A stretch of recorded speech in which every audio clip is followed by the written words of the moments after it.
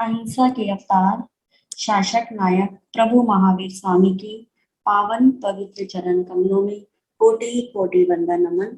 आत्मज्ञानी सदगुरुदेव युग प्रधान आचार्य सम्राट डॉक्टर श्री शिव मुनि जी महाराज साहब की पावन पवित्र चरण कमलों में कोटि कोटि वंदन नमन। श्रमण संघी उपाध्याय प्रवर संघ सेतु जूम ऑनलाइन कक्षा के प्रणेता पूज्य गुरुदेव श्री रविंद्र मुनि जी महाराज साहब की पावन पवित्र चरण कमलों में कोटि कोटि वंदन नमन। आगम कक्षा में विराजमान सभी गुरु भगवंतों को मेरी मथेन वंदामी मथेन वंदामी मथेन वंदामी। हम सबके अनंत पुण्य से हमें आगम ज्ञाता आगम पुरुष उपाध्याय भगवान पूज्य गुरुदेव श्री जितेंद्र मुनि जी महाराज साहब की पावन मुखारविंद से आगम वाणी श्रवण करने का लाभ प्राप्त हो रहा है। पूज्य गुरुदेव आगम वाणी को बहुत ही सहज सरल व गंभीर रूप से हमें समझाने का प्रयास कर रहे हैं। पूज्य गुरुदेव को बार बार वंदन नमन व सुख साटा पृछा। आज की गुरु वंदना का लाभ ले रहे हैं संयम ज्योति परम विदुषी करुणामयी महासाध्वी श्री अनिल कुमारी जी महाराज साहब की सुशिष्या घोर तपस्विनी महासाध्वी श्री चेतना जी महाराज साहब, उग्र तपस्विनी संकट मोचनी श्री चंदना बिल्लो जी महाराज साहब, प्रवचन प्रभाविका मधुर व्याख्यानी महासाध्वी डॉक्टर भावना जी महाराज साहब आदि ठाना चार।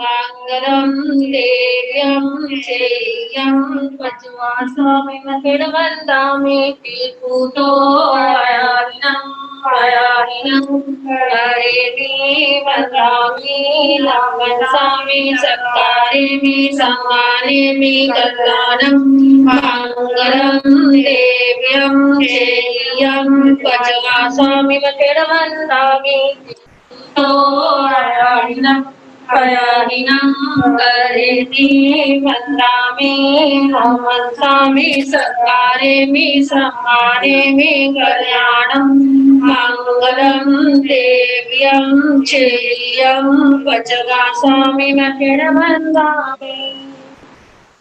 साते गुरुदेव आपको सुख साता जी।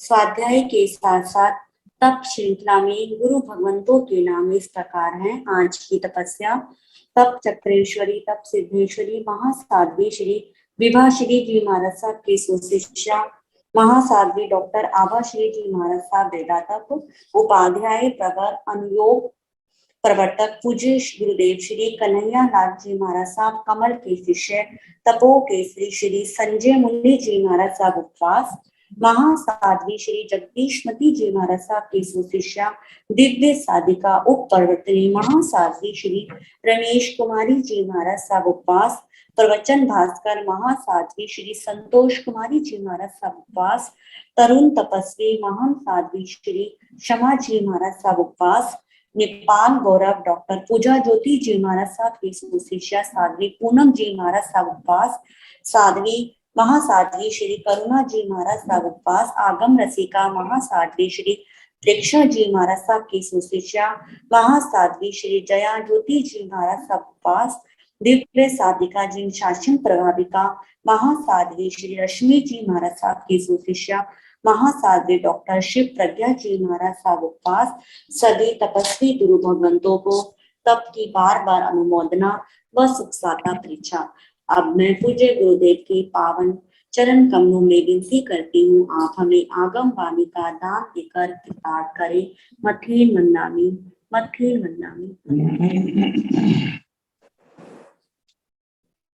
नमो अरिहंताण नमो सिद्धाण नमो आर्याण नमो ओवनायाण नमो गौरीशाय सव साहुणं एसो पंच नमोकारो सव पावपणासनो मंगलानंत संवेसे पड़ मंग हवाई मंगलम। जिन शासन जिन वाणी सदा जयवंत हो, श्रमण संग सदा अविचल मंगल हो। मुक्ति को प्राप्त तम भगवान महावीर स्वामी, उनकी परम पावन कल्याणी भागवती वाणी वाचक प्रमुख श्री इंदर भूति गौतम आदि गणधर भगवान योग प्रधानाचार्य परम पूज्य श्री सुधर्मा स्वामी जी महाराज, उनकी परम पावन पाठ परंपरा वर्तमान आचार्य ध्यान योगी परम पूज्य श्री शिव मुनि जी महाराज एवं गुरुजन सबके पावन चरण सत्यों में मेरा अनंत अनंत बार वंदना नमस्कार।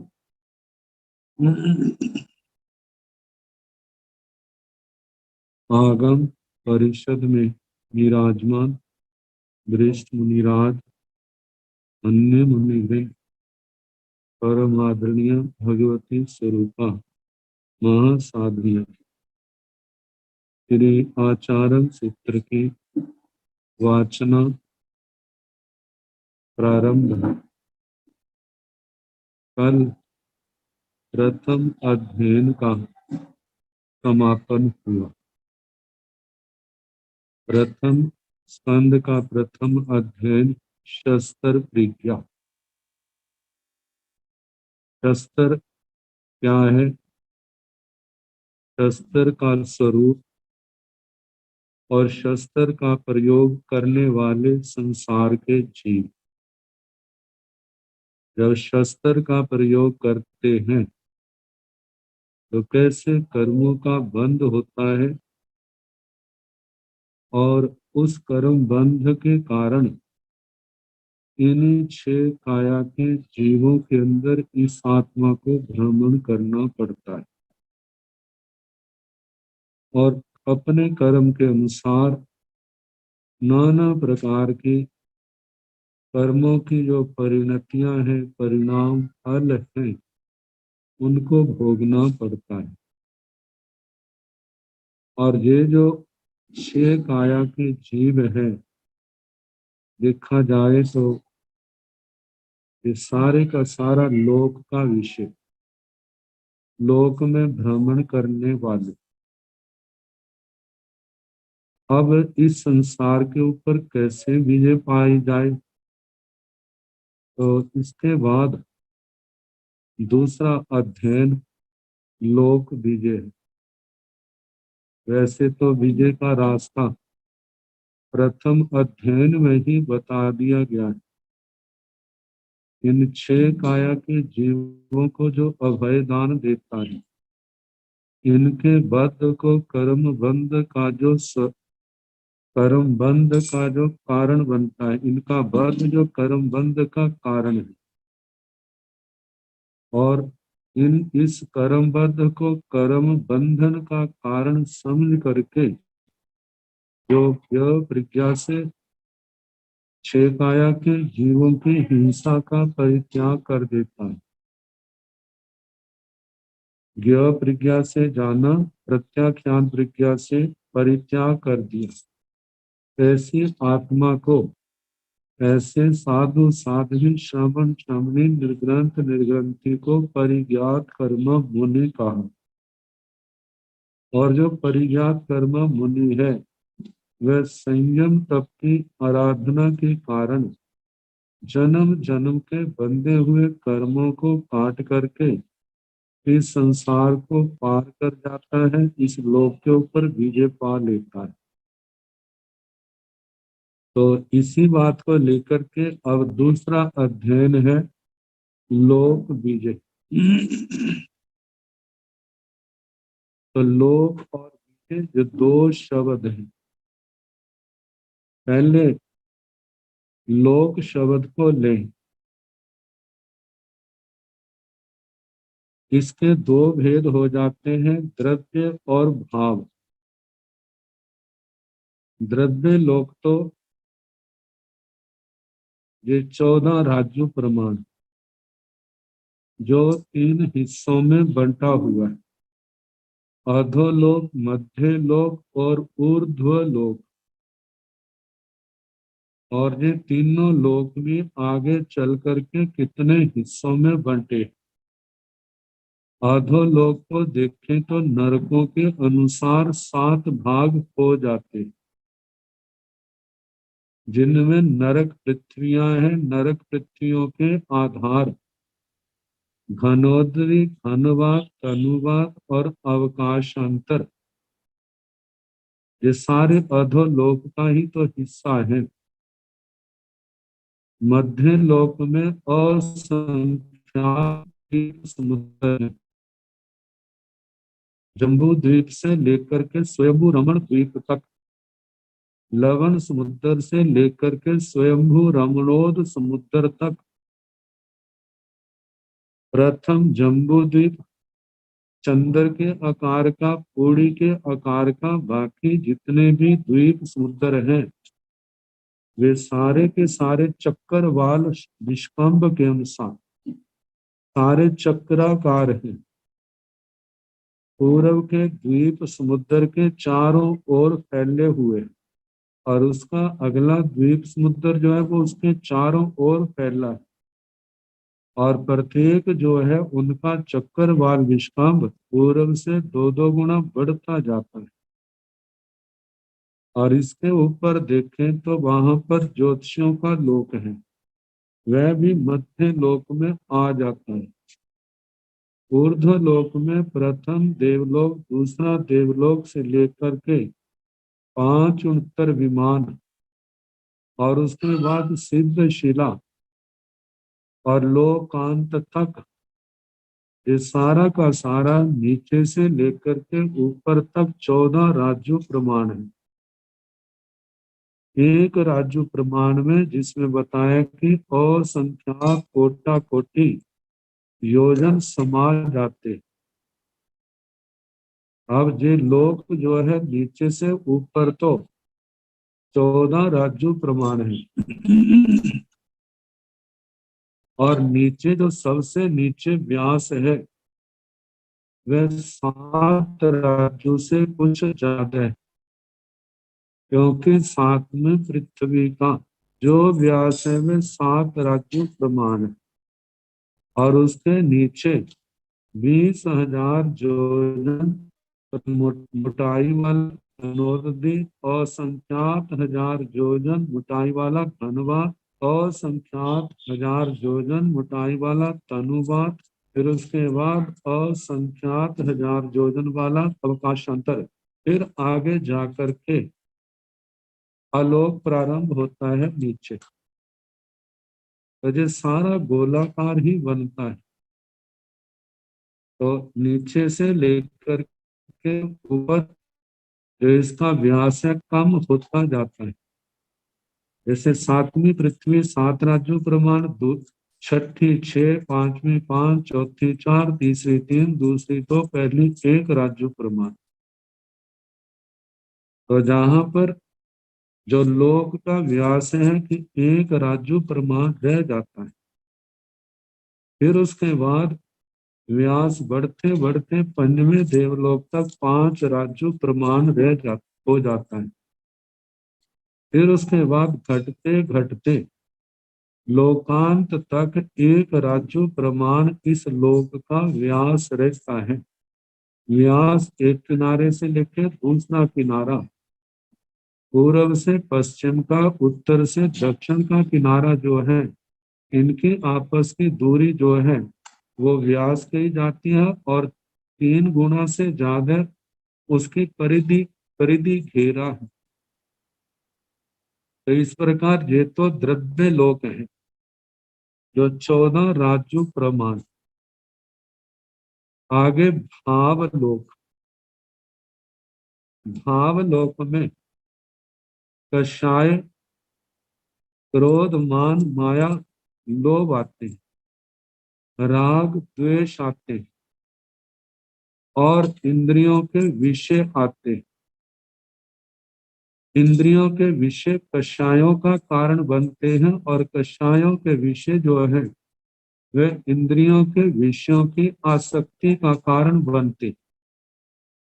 कहीं पर आसक्ति है तो कहीं पर घृणा है। यही आत्मा का भाव लोक, जिसके कारण से इनके कारण से ही तो आत्मा को 4 गति में, 5 जाति में, 6 काया में, 24 दंडकों के अंदर भ्रमण करना पड़ता है। इन कषायों से प्रेरित होकर के आत्मा इंद्रियों के विषयों में गृहीत होता है। कहा जाता है जहां अनुकूल विषय है वहां पर लोभ, उनकी चाहना है। जब प्रयास से नहीं मिलती है तो उसके लिए माया भी की जाती है। जब नहीं मिलती है, प्रतिकूल विषय आते हैं तो वहां पर क्रोध आ जाता है। जब अनुकूल विषय इच्छा से भी ज्यादा मिल जाते हैं तो आत्मा के अंदर मान आ जाते हैं और इन विषयों के लिए, किसी को पाने के लिए, किसी को दूर करने के लिए जीव का सारा जीवन व्यतीत हो जाता है। और इनको पाने के लिए, दूर करने के लिए जीव कषायों से प्रेरित होकर के 18 पापों का आचरण करता है और 18 पापों का आचरण करके आत्मा कितनी मलिन होती है। और इन्हीं कर्मों के कारण से इस संसार के अंदर आत्मा की यात्रा जैसे अतीत में चली आ रही है, चल रही है, चलती रहेगी। नाना प्रकार के उतार चढ़ाव आते हैं। तो बताया है कि ये आत्मा का भाव लोक।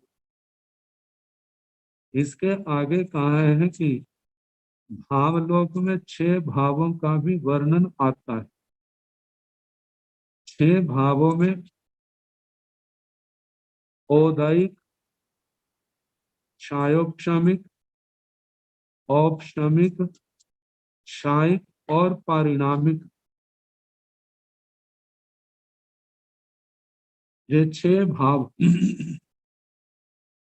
औदैहिक जो कर्मों के उदय से निष्पन्न होता है उसको औदैहिक भाव कहा जाता है।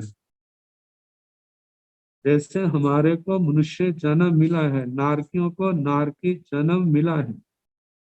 यदि मनुष्य गति है, किसी के नरक गति है, किसी के त्रयंच गति है, किसी के देव गति। कोई 1 इंद्रिय जाति का प्राणी है, 2 इंद्रिय जाति का प्राणी है, 3 इंद्रिय जाति का प्राणी है, 4 इंद्रिय, 5 इंद्रिय जाति का प्राणी है। किसी के अंदर गुस्से की प्रधानता है, कहीं अभिमान की प्रधानता है, कहीं माया की प्रधानता है, कहीं लोभ की प्रधानता है, कहीं पर 2 की प्रधानता है, कहीं 3, कहीं 4 की प्रधानता है।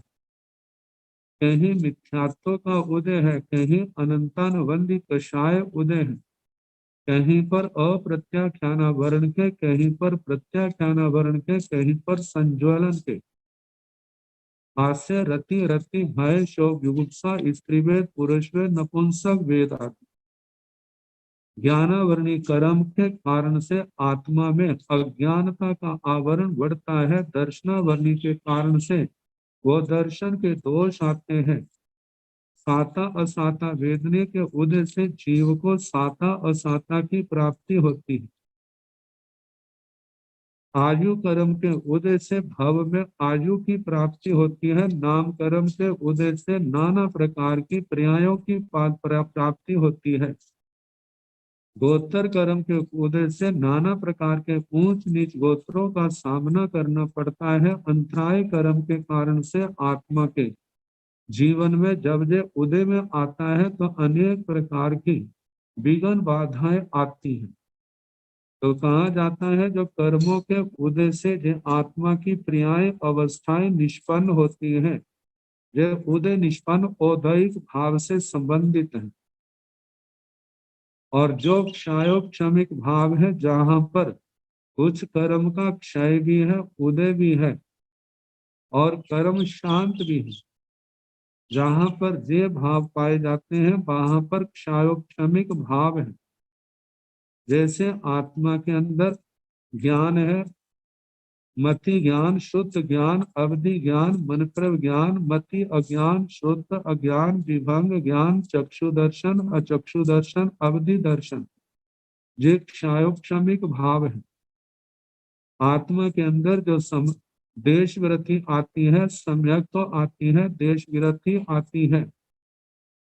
सम्यक्त्व में क्षमिक सम्यक्त्व है, देश विरति है, सर्व विरति में समायिक चारित्र, शेदोस्थापनीय, परिहार विशुद्धि, सूक्ष्म संप्राय, ये भाव कौन से? क्षयोक्षमिक भाव है। अब इसके आगे औपशामिक, कर्म के उपशम के कारण से आत्मा में उत्पन्न होने वाले भाव जो है वो औपशामिक है। जैसे उपशम सम्यक्त्व, जब आत्मा में अनंतानुबंधी के कषाय, मिथ्या दर्शन मोनी, मिश्र दर्शन मोनी, सम्यक्त्व मोनी, ये सातों प्रकृतियां बिल्कुल शांत हो जाती है, तो उस समय उपशम सम्यक्त्व की प्राप्ति होती है। और जिस समय मोहनीय कर्म सारे का सारा शांत होता है, 28 की 28 प्रकृतियां जो है बिल्कुल शांत पड़ी हैं, तो 11वें गुण स्थान में उपशम चारित्र है, जिसको मतलब के औपशमिक चारित्र, उपशम चारित्र, 11वां गुण स्थान उपशांत मोहनीय गुण स्थान ये प्राप्त होता है। तो उपशम भाव से जो भाव प्राप्त है वो औपशमिक भाव, और कर्मों के क्षय से जो आत्मा को जिस भाव की प्राप्ति होती है वह क्षायिक भाव। जैसे आत्मा के अंदर ज्ञानावरणी कर्म का पूर्ण रूप से विलय हो गया, क्षय हो गया, तो केवल ज्ञान, केवल ज्ञान क्षायिक भाव से संपन्न। केवल दर्शन जो है दर्शनावरणी कर्म के क्षय से। आत्मा के अंदर जिस समय दर्शन होने की तीनों प्रकृतियां क्षय हो जाती है, तो आत्मा के अंदर इसके साथ 4 अनंतानुबंधी के क्षायिक क्षय होते हैं, तो आत्मा में क्षायिक सम्यक्त्व प्राप्त होती, पैदा होती है। वह क्षायिक सम्यक्त्व भी क्षायिक भाव है। जब मौनी कर्म की शेष प्रकृतियां, 25 प्रकृतियां जो चारित्र मौनी से संबंधित हैं, वे क्षय हो जाती हैं, आत्मा को 12वां, 13वां, 14वां गुण स्थान प्राप्त होते हैं, तो क्षायिक चारित्र, जथा क्या चारित्र क्षायिक, क्षपक जिस मतलब के जो कर्म के क्षय से उत्पन्न हुआ है। तो इस प्रकार कर्म के क्षय से जो उत्पन्न होने वाले भाव है वे क्षायिक भाव है। और 5वां जो है वो औपशामिक, न 5वां जो है पारिणामिक है। परिणमन ये जो द्रव्य का सहज भाव है, परिणमन एक पर्याय से दूसरी पर्याय में परिणत होना। तो इस प्रकार ये 5 भाव, कभी भी आत्मा के अंदर अकेला भाव नहीं होता, कम से कम 2 भाव होते हैं, 3 भी हो सकते हैं, 4 भी हो सकते हैं, 5 भी हो सकते हैं। और जब 2, 3, 4 भाव होते हैं तो उसको छठे भाव के रूप में सन्निपातिक भाव कहा जाता है। सिद्ध अवस्था में 2 भाव होते हैं, क्षायिक और पारिणामिक। केवली अवस्था में 3 भाव होते हैं, औदैहिक है, क्षायिक है, पारिणामिक है। नीचे के गुण स्थानों में जैसे छठ, वहां पर 5 भाव भी एक समय में पाए जा सकते हैं। जैसे 11वां गुण स्थान है, वहां पर 5 भाव, उससे नीचे जो है 4 भाव भी हो सकते हैं, 3 भाव भी अनुयोग द्वार के अंदर इन सब का वर्णन आएगा, जहां वहां पर 6 भावों का वर्णन आएगा। तो इस प्रकार कहा, ये भाव लोक जो है, एक तो कषाय और विषय आ गया, और दूसरा जो है 6 भावों से संबंधित है। तो ये पहला जो शब्द आया लोक, और दूसरा है बीजे। बीजे का मतलब हमने इस आत्मा में इस लोक के ऊपर बीजे पानी है। और बीजे में भी 2 प्रकार की, दो भेद हो जाते हैं, द्रव्य विजय और भाव विजय। जहां पर द्रव्य और भाव को लेकर के नाम स्थापना द्रव्य भाव, द्रव्य क्षेत्र काल भाव ऐसे लेकर के अनेक भाव बन जाते हैं। तो कहा जाता है कि द्रव्य जैसे व्यक्ति दूसरे को पराजित कर देता है वो द्रव्य विजय। क्षेत्र विजय है जैसे एक व्यक्ति एक क्षेत्र के ऊपर विजय प्राप्त कर लेता है वो क्षेत्र विजय है। जैसे वासुदेव है चक्रवर्ती है अपने क्षेत्र के, वासुदेव 3 खंडों के ऊपर एक क्षेत्र के, चक्रवर्ती 6 खंडों के ऊपर विजय प्राप्त कर लेता है, एक क्षेत्र विजय है। और जिस काल में इस विजय का वर्णन किया जा रहा है वो काल विजय। ऐसे जब भावों का वर्णन किया जा रहा है तो भाव विजय। अब भाव विजय के अंदर कहा है कि कषायों के ऊपर विजय पाना, इंद्रियों के ऊपर विजय पाना, जो औदैहिक भाव है उनके ऊपर विजय पाना, ये क्या है? भाव विजय। तो इस अध्ययन के अंदर भाव लोक के ऊपर आत्मा ने विजय पानी है। इस संबंधी आत्मा को उपदेश दिया गया है। आप इस भाव लोक के ऊपर विजय कैसे पा सकते हैं?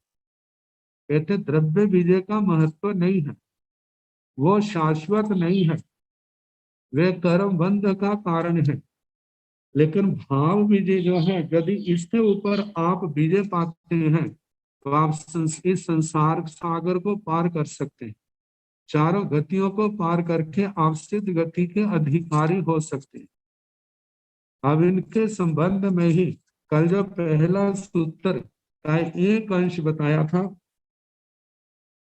जे गुणे से मूल ठाणे, जे मूल ठाणे से गुणे, इति से गुण अट्ठी, महिया परि आवेण, पूर्णो पूर्णो वसे पमत्ते, तंजाहा माया में, पिया में, भज्जा में, पुत्ता में, धुया में, नहुसा में, साही शयन संगंथ संतुआ में, विवित्तुब गर्ण परिवर्तन भोयन छायन में, इचत्थं गढ़िये लोय, वसे पमत्ते, अहोय राव परितप माणे, काला काल समुत्थाई, संजोगट्ठी अट्ठा लोभी आलुम्पे, सहसा कारे बीणी विट्ठ चित्ते, एथ सत्थे पुनो पुनो, अपंच खलु आवम, इह मेघे सिंह मानवाण तन जहा।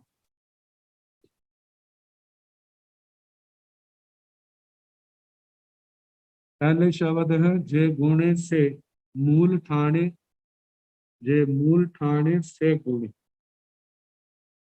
पूर्व अध्ययन में भी इससे मिलता जुलता सूत्र आया था।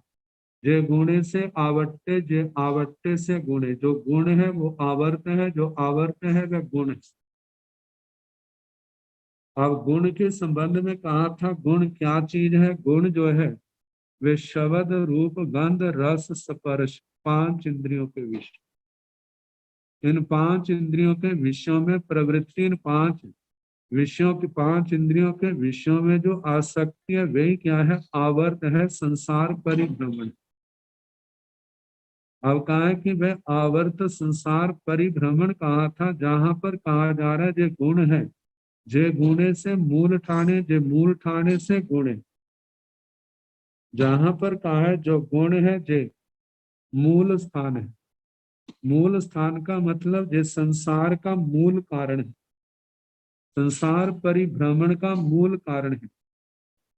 ये इंद्रियों के विषयों के प्रति आसक्ति, घृणा आदि जो भाव है, इन्हीं से प्रेरित होकर के आत्मा क्या करता है? नाना प्रकार के कर्म करता है।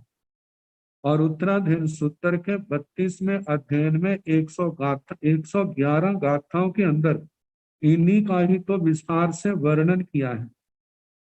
और आखिर में कहा है कि इन 5 जो रागी है, जिसके अंदर आसक्ति है, उसी को जो प्रभावित करते हैं, जिसके अंदर आसक्ति है, घृणा है, उसी आत्मा को जो 5 इंद्रियों के जड़ विषय जो है, मतलब जो इंद्रियों के विषय आत्मा को प्रभावित करते हैं, लेकिन जो आत्मा इस राग द्वेष के भाव से मुक्त है, उन आत्माओं के लिए जो इंद्रियों के विषय कुछ भी नहीं करते।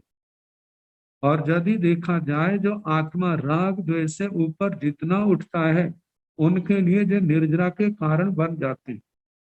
और जो राग द्वेष के अंदर जितना ढलता जाता है, उन आत्माओं के पतन का कारण भी जे बनते हैं। जैसे हम आचार्य श्री स्थूलभद्र जी की पावन जीवन गाथा पढ़ते हैं, जिसने उस कोशा जो उनकी पूर्व पत्नी है, वहां उनकी रंगशाला में चौमासा किया, वहां पर जितेंद्रिय बने रहे, अपनी इंद्रियों के ऊपर, अपने मन के ऊपर भी विजय प्राप्त की, तो कितनी अपनी कर्मों की महानिर्जरा की। और उन्हीं से ईर्ष्या से ग्रस्त जब अगले साल दूसरा साधक गया है, तो उसके लिए वही क्या हो गया है, पतन के रास्ते पर चल पड़ा है। जहां एक के लिए वो स्थान जो है निर्जरा का कारण बना, और अपनी आसक्ति, अपनी कमजोरी के कारण से वही स्थान उसके लिए क्या बन गया, पतन का कारण बन गया। तो इसलिए कहा जाता है जो गुण मूल स्थान आवर्त और संसार के परिभ्रमण का मूल, ये संसार के जन्म मरण का मूल स्थान किनके लिए है, जो आसक्ति से ग्रस्त है, जिनके अंदर राग द्वेष के भाव पाए जाते हैं। तो इन सबको जानना है और इन राग द्वेष से भावों से ऊपर उठना है। पहले तो कहा जाता है जो आत्माएं अपरिपक्व हैं, उनको तो ऐसे विषयों से दूर रहने का प्रयास करना जहां पर इंद्रियों के विषय प्रबल हैं और हमारी आत्मा का बल जो है कमजोर है, तो ऐसी आत्मा ऐसे प्रसंगों से, ऐसे स्थानों से दूर रहे और दूर रह करके अपना अभ्यास करे, अपने आत्म बल को बढ़ाए। और वह आत्म बल जो है वो संयम से, तपस्या से, शास्त्र स्वाध्याय से, सेवा से, इन गुणों से, इनकी आराधना से वो आत्म बल बढ़ता है। जब आत्म बल बढ़ता है तो जब कभी ऐसे प्रसंग अपनी आंखों के सामने, इंद्रियों के सामने आते हैं, तो उस समय आत्मा देखता है क्या मेरी आत्मा इनसे प्रभावित तो नहीं हुई। यदि आत्मा प्रभावित हुई है तो अपने आप को संभाले, नहीं प्रभावित हुई है तो अपने आत्म स्वरूप में रमण करता रहे। आज आत्म स्वरूप रमण जो है उस आत्मा के लिए समाधि का कारण, आत्म कर्मों की महानिर्जरा का कारण बनता है। तो बताया जा रहा है जे गुणे जो इंद्रियों के विषय है, शब्द रूप गंध रस स्पर्श है, जिससे मूल ठाणे में क्या है, मूल स्थान, संसार का मूल स्थान है, संसार परिभ्रमण का मूल कारण है। इन 6 काया के अंदर, 5 जातियों के अंदर, 4 गतियों के अंदर, 24 दंडकों के अंदर, इनके अंदर परिभ्रमण करने का मूल स्थान है। वो मूल स्थान कौन सा है, जे 5 इंद्रियों का विषय। आगे कहा है जे मूल ठाणे से गुणे, ये जो मूल स्थान है संसार का, ये संसार परिभ्रमण है, संसार गतियां जातियां आदि जो भी हैं, जे ही क्या है, गुण है। क्योंकि आत्मा जब संसार, क्योंकि संसार के जीव संसार में फंसे हैं और संसार में फंसे होने के कारण से आत्मा में विवेक ज्योति सम्यक ज्ञान का प्रकाश न होने के कारण से हर समय उनका ध्यान इंद्रियों के विषयों की ओर ही रहता है। जो प्राप्त है उनको भोगने का, जो प्राप्त नहीं है उनको पाने का, हर समय इसी चिंता में रहते हैं, जिसको हम शास्त्रों के शब्दों में कह सकते हैं तचित्ते तलेसे तद्दद अध्यवसी। उसी में चित्त है, उसी के विचार हैं, उसी के अध्यवसाय हैं, हर समय ध्यान उसी का रहता है। अब उनको पाने के लिए जो हमारे सहायक बनते हैं, उनके प्रति राग भावना आ जाती है, आपस में सहयोग बढ़ जाता है, एक दूसरे को चाहने लग जाते हैं, और उसमें जो प्रति विरोध करने वाले हैं उन्हीं के प्रति द्वेष घृणा ऐसे भाव आ जाते हैं। और ये राग द्वेष 18 पापों के कारण आत्मा की मलिनता का कारण बनते, और जे ही आत्मा को चारों गतियों के अंदर भटकाने वाले हैं, अनंता अनंत दुख देने वाले हैं। यदि हम देखें कितनी बार पुण्य के कारण से देवगति आदि में आत्मा को सुख मिलता है, भौतिक सुख मिलते हैं, लेकिन उसके बदले मिलने वाले जो दुख है वे उनसे अनंत गुना ज्यादा है। अब देखा जाए तो ज्यादा आत्मा का प्रवास जो है नर गति में भी रहा है, त्रियांश गति में भी रहा है, मनुष्य गति में भी रहा है और देव गति में भी रहा। और इनमें तुलना की जाए तो ज्यादा प्रवास जो है आत्मा का त्रियांश गति के अंदर रहा, और वहां पर बद्ध बंधन भूख प्यास सर्दी गर्मी ऐसे दुख जो है अनादि काल से इस आत्मा ने बिना इच्छा के कितने भोगे। तो इसलिए कहा जा रहा है कि जे गुण उनके अंदर ही ध्यान रहने के कारण से जिनको चाहता है उनके प्रति आर ध्यान है, हर समय यही चिंता जो मेरे को मिले, और इसमें जो विरोध करने वाले हैं उनके प्रति रौद्र ध्यान, और जो आर रौद्र ध्यान ही जो है अनंत संसार परिभ्रमण का कारण बनते। तो इसलिए जहां पर कार कहा जा रहा है एक दूसरे के कारण है। ये इंद्रियों के विषय संसार का मूल स्थान है, और संसार का मूल स्थान ये इंद्रियों के विषयों का कारण है, क्योंकि संसार के अंदर फंसे हैं। जैसे व्यक्ति है, पहले जीने के लिए उसको भोजन की जरूरत है, भोजन पानी हवा की जरूरत है। अब इसके बिना इसका जीवन चलता नहीं है। अब इसमें जो अनुकूल है उनके प्रति राग आ जाता है और प्रतिकूल के प्रति द्वेष आ जाता है। तो कहा जो मूल स्थान, और इस मूल स्थान में आत्मा की प्रवृत्ति किसकी ओर है? वो इंद्रियों के विषयों की ओर ही है। हर समय इंद्रियों के विषयों का ध्यान शब्द रूप गंध रस स्पर्श, और जब इंद्रियों के विषयों में प्रवृत्ति होती है, ये इंद्रियों के विषयों के उपार्जन में आत्मा प्रयास करता है, और वहां पर नाना कर्मों का बंद होने के कारण से वो बंद जो है किसका कारण है? संसार का मूल कारण। इस संसार के मूल स्थान का वही कारण तो है। वह जो परंपरा जो है प्रवाह अनादि काल से चला आ रहा है, और इससे प्रभावित होकर के जीव की कैसी दशा बनती है, अब उसका वर्णन किया जा रहा है। इति से गुण अर्थी, इति इसलिए से वह गुण अर्थी, गुणार्थी, गुणार्थी इन गुणों को चाहने वाला। कौन से गुण? ज्ञान दर्शन चरित्र गुण नहीं है, ये शब्द रूप गंध रस स्पर्श, ये इंद्रियों के विषय जो है इनको जो चाहने वाला है। गुण अर्थी महिया परियावेन, महान परिताप से, दुखों के अनुभव संवेदन से, पूर्णो पूर्णो वर्षे पमत्ते, पूर्णो पूर्णो बार बार वर्षे पमत्ते प्रमाद में वास करता है,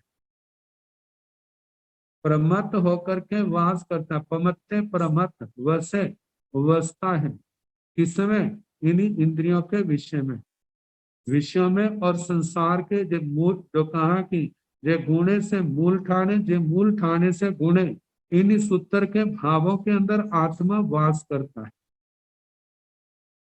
तंजाह जैसे कि हर समय क्या ध्यान रहता है? संसार के अंदर, माया में जे मेरी माता है, पिया में मेरे पिता है, भज्जा में जे भार्या पत्नी है, उत्ता में जे मेरे पुत्र हैं, धुया में जे मेरी दुहिता बेटी है, नहुसा में जे मेरी पुत्र वधु है, साही शयन संगंथ संतुआ में साही जे मेरा मित्र है, शयन जे मेरे स्वजन स्नेही है, अपने लोग हैं, संगंथ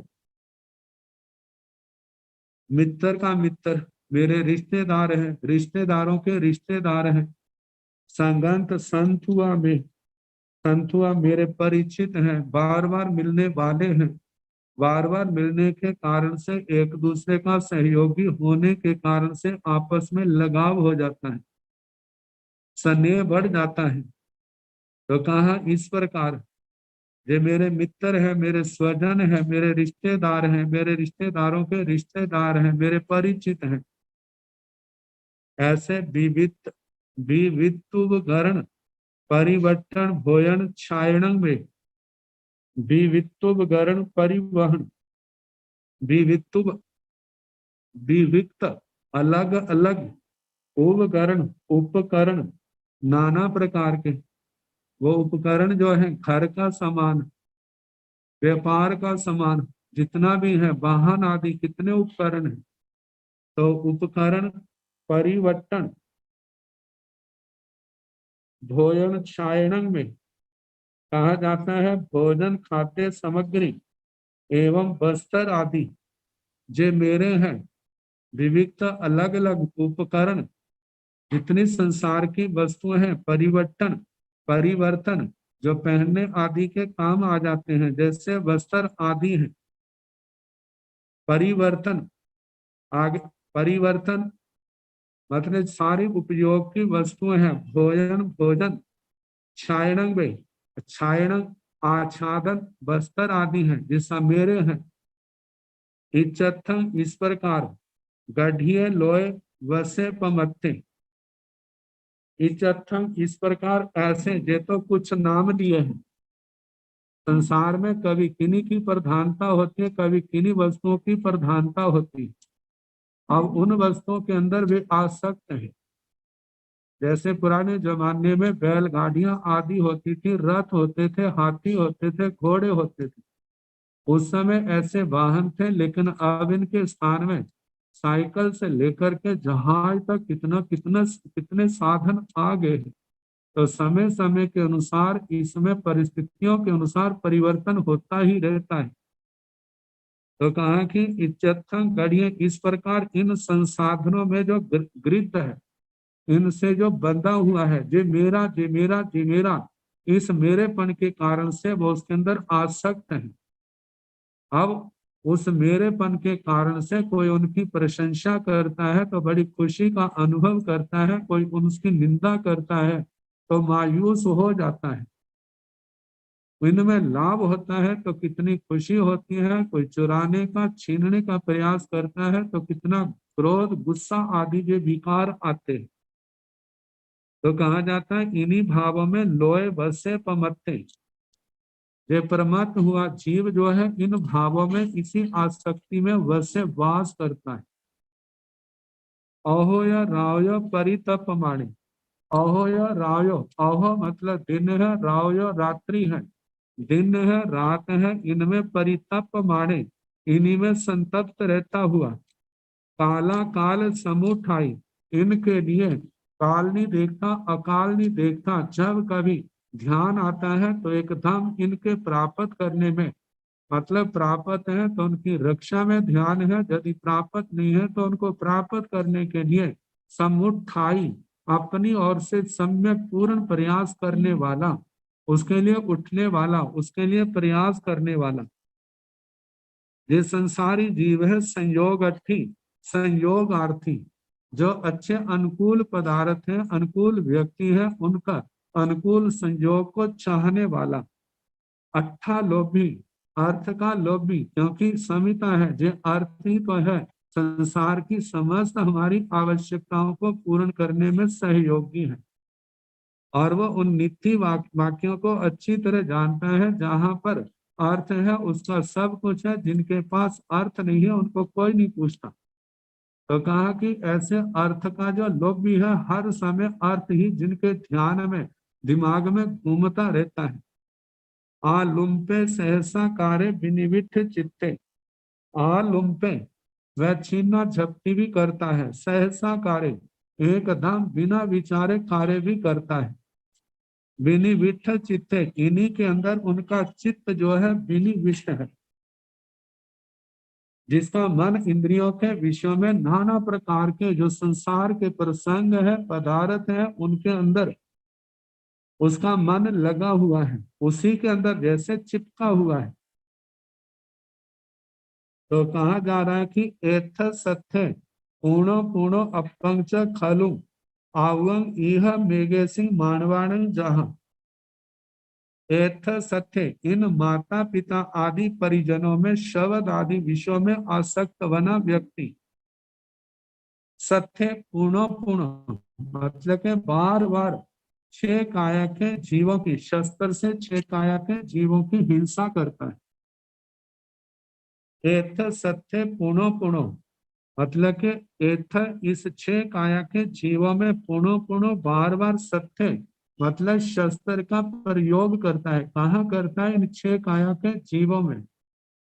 कितनी मार काट करता है, बस मेरे एक इंद्रिय से लेकर के पंचेंद्रिय जीवों तक जहां पर बद्ध हो रहा है। और देखा जाए तो इस अर्थ के लिए वे 18 के 18 पापों का सेवन करता है। अब आगे कहा जा रहा है अपंग च खलु आउम। ये आयु कैसी है? अल्प है। आखिर कितनी लंबी है? अब ये थोड़ी सी आयु जो है सोने में, खाने में, पीने में, आराम में, व्यर्थ की विकथाओं में चली जाती है। अब हमारी आयु धर्म आराधना में कितनी जाती? अब वो भी सोचता है जो संसार के अंदर फंसा है, क्योंकि वह स्वयं अकेला नहीं है, उसका परिवार है। सोचता है अर्थ का उपार्जन ज्यादा से ज्यादा कर लूं, आयु का पता नहीं क्या भरोसा है। यदि मेरे को कुछ ऐसा हो जाता है तो मेरे बाद मेरे परिवार का क्या होगा? मेरा परिवार आराम से जी सके इसलिए मैं पहले ही इतना धन उपार्जन कर लूं, मैं जय कर लूं, इनका जीवन क्या हो जाए, सुखी हो जाए। नैतिकता की दृष्टि से, संसार की दृष्टि से इनका सोचना अलग है। जहाँ आध्यात्मिकता की दृष्टि से है वहां पर सोच अलग है। वहां पर तो इस जीवन का एक एक क्षण अनमोल है। कहा जाता है एक जीवन बंद में जा रहा है और एक निर्जरा में जा रहा है। तो सार्थकता बंद वाले में नहीं है, सार्थकता तो निर्जरा वाले में। सार्थकता तो उसमें है कि हम कर्म बंध से कितना बचते हैं और कर्मों की कितनी निर्जरा करते हैं। जितना हम ज्यादा से ज्यादा कर्मों के बंध से बचेंगे और जितना कर्मों का बोझ उतार लेंगे, देखा जाए तो उसी में इस जीवन की सार्थकता है। जीवन छोटा हो बड़ा हो इसकी बात नहीं है। यदि ये लंबा जीवन है लेकिन आरंभ समारंभ में जाता है और उसमें धर्म ज्ञान का कोई भी अंश नहीं है, तो आध्यात्मिक दृष्टि से देखा जाए तो उस जीवन की कोई कीमत नहीं है। और उसने उस जीवन को डूबने का साधन ही बनाया, आत्मा के तरने का, संसार को पार करने के लिए कुछ भी नहीं किया। कई बार ऐसा होता है जीवन चाहे छोटा है लेकिन छोटे जीवन में भी धर्म के कार्य, आत्मा के कार्य इतने कर जाता है कि बड़े बड़े लंबे जीवन वाले भी देखते रह जाते हैं। कितने जीव हैं चौथे आर्य में भी देखते हैं जिन्होंने जैसे होश संभाला है, संयम मार्ग में आए हैं, कोई एक दिन में, कोई महीनों में, कोई कुछ ही वर्षों में। कितने जीव हैं सारे कर्मों को क्षय करके सिद्ध गति को प्राप्त हो गए। और कितने जीव हैं कर्म समस्त क्षय तो नहीं हुए लेकिन संयम तप की आराधना से विमानिक देवलोकों में ऊंचे स्थानों पर चले गए, जिन्होंने अपने संसार को सीमित कर लिया और एक जन्म लेकर के वो संसार को पार कर जाएंगे। ऐसे जीवों ने देखा जाए तो अपने जीवन को सफल बना लिया। और जिनका जीवन मार काट में, इंद्रियों के विषयों में गया है, तो उनकी गति भी कौन सी है? सदगति नहीं है। वह नरक और त्रेंच गतियों में ही जाने वाले हैं। मानो कोई नैतिकता के कारण से स्वर्गों में भी चला जाता है तो पुण्य प्रकृति प्रबल न होने के कारण से, धर्म की आराधना सम्यक न होने के कारण से ज्यादा करके वो भवनपति बाण यंत्रों में ही रहने वाले होते हैं। तो बताया जा रहा है अपंग च खलु आवंग इह मेघे सिंह मानवाणन। इह इस संसार में एगे सिंह मानवाणन कितने जीवों की अब आयु जो है खलु निश्चय ही, च और अपंग अल्प है थोड़ी ही, तंजहा जैसे की। अब उस आयु के अंदर भी क्या होता है? तोय परिनाणे ही परिहाय माणे ही। चक्षु परिनाणे परिहाय माणे घ्राण परिनाणे परिहाय माणे रसना परिनाणे परिहाय माणे आस परिनाणे परिहाय माणे अभिकंतं च खलु वयं संपेहाय तौ से एकदा मूढ़ भावं चणयति सोय परिनाणे परिहाय माणे। जीवन चल रहा है, कभी ऐसा होता है श्रोत्र इंद्रिय बल प्राण में कमी आ जाती है, कानों में बहरापन आ जाता है, किसी की सुनने की शक्ति कम हो जाती है, किसी उससे कम हो जाती है और किसी की बिल्कुल समाप्त हो जाती है। दूसरा कहा है परिहाय माणे ही, परिहायमान मतलब कि कम होती जा रही। परि शब्द लगाए, हाय सामान्य कहा है, परि लगाने से विशेष हो जाता है। जीवन में कई बार ऐसा होता है, बचपन में ही कितने जीवों की कानों के सुनने की शक्ति कम होती, कितने बच्चे ऐसे होते हैं जो बोलने में भी सक्षम नहीं होते और उनके कानों के सुनने की शक्ति नहीं होती। ऐसे जीव जो है वो धर्म ध्यान के क्षेत्र में कैसे उतरे, ना सुनता है ना जवान से बोला जाता है। वर्तमान में ठीक है कई ऐसे साधन विकसित हो गए हैं, उनकी पढ़ाई आदि के साधन, लेकिन जब ये ऐसा नहीं था, ये बातें सदा थोड़ी रहती, तो उस समय क्या था, सारा जीवन कैसे निकल जाता था। और दूसरी बात कही है चक्षु परिनाणे ही परिहाय माणे, कितनी बार आंखों का परिज्ञान, चक्षु परिज्ञान, चक्षुन्द्रिय बल प्राण, आंखों की शक्ति और आंखों के देखने की शक्ति क्या हो जाती है, कम हो जाती है। कितनी बार बचपन से ही आंखों की शक्ति कम होती है और कितनी बार आयु बढ़ने के ऊपर आंखों की शक्ति में ह्रास होता जाता है। वर्तमान में कितने साधन है, ऑपरेशन आदि से उनमें सहयोग तो बहुत मिल जाता है। कभी कभी ऐसी अवस्था भी आ जाती है कि उनके ऑपरेशन भी बड़े जटिल हो जाते हैं। और जो आंखों के अंदर दृष्टि की मंदता और जब दृष्टि का बिल्कुल खत्म हो जाना, ये सारी अवस्थाओं का सामना उस आत्मा को करना पड़ता है। आगे बताए हैं घ्राण परिनाणे ही परिहाय माणे, जब घ्राण इंद्रिय का बल प्राण जब ये कम होता है, वैसे इसके कम प्रसंग आते हैं, लेकिन कोरोना के काल में जिस समय जिनकी घ्राण इंद्रिय की सूंघने की शक्ति लुप्त हो जाती थी, उन समय उनकी क्या दशा होती थी। तो कहा जाता है जीवन में जब ऐसे प्रसंग आ जाते हैं तो आत्मा की क्या दशा है। फिर आगे फरमाया है रसना परिनाणे परिहाय माणे, कितनी बार रसना का बल प्राण है, रसना के संबंध से, रसना से होने वाली जानकारी रस की, रस विज्ञान में कमी आ जाती, खाता है, खाने को खा रहा है लेकिन स्वाद नहीं आ रहा। कारण क्या है, रसना इंद्रिय में दोष आ गया। आगे पास परिनाणे परिहाय माणे, स्पर्श इंद्रिय का जब बल प्राण स्पर्श इंद्रिय के अनुभव की शक्ति में जब ह्रास हो जाता है, उस समय आत्मा की क्या दशा होती है। समय समय पर कहा जाता है कितनी बार तो वृद्धावस्था से पहले ही इन बातों का सामना कितने लोगों को करना पड़ता है और कितनों को वृद्धावस्था आने पर लगभग करना पड़ता है। कई ऐसे भाग्यशाली जीव भी होते हैं कि आखिर दम तक उनकी इंद्रियां पूर्णतः सुरक्षित रहती। ये पूर्व जन्म की उनकी पुण्यवाणी कह ले, उनकी तप साधना कह ले, धर्म आराधना कह ले, जिसके कारण से जीवन के अंतिम क्षणों तक इंद्रियों की अपेक्षा से सही सलामत है। लेकिन प्राय करके इनमें, इन बल प्राणों में, इन शक्तियों में ह्रास हो जाता है।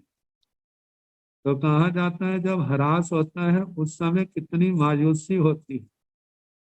और कितनी बार कैसे कहा जाता है, यदि आत्मा के अंदर सम्यक ज्ञान है, धर्म का बोध है, तो इंद्रियां जो है ये कर्मों की विषयों के संपर्क आने पर समता रखने से, इन इंद्रियों पर विजय पाने से आत्मा कर्मों की महान निर्जरा भी करता है। और आत्मा को बोध न होने के कारण से इन इंद्रियों के माध्यम से आत्मा जो है अनंत कर्मों का बंध भी करता है। इसलिए योग शास्त्र की टीका में एक श्लोक आया है, आपदम कथिते पंथा इंद्रियाणम असंयमे तज्जय संपदाम मार्गे जेनेष्टम तेन गम्यता। आपदाम कथित पंथा, आपत्तियों का जो मार्ग कहाँ है वो क्या है, वह इंद्रियों का असंयम है।